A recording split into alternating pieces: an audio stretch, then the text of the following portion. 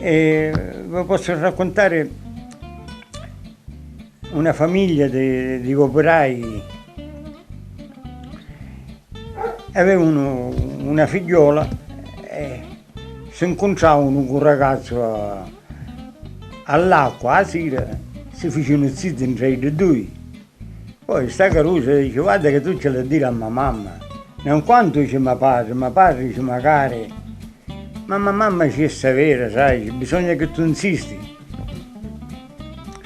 Questo Caruso va a casa e dice: sapete signore, ho voluto a vostra figlia, così.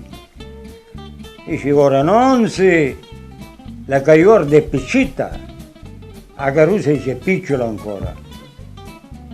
E lui figlio e io incontro a zita, dice: ma che fuori mi fai fare? Mi fai a casa? E tua mamma mi disse: no, tu dici che la mamma è dura, bisogna insistere, bisogna che tu vieni un'altra volta.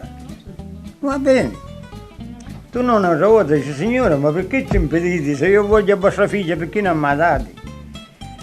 Ora non se la Caiorda è piccina, si alza la figlia all'impiede: mamma, ma che dici tu?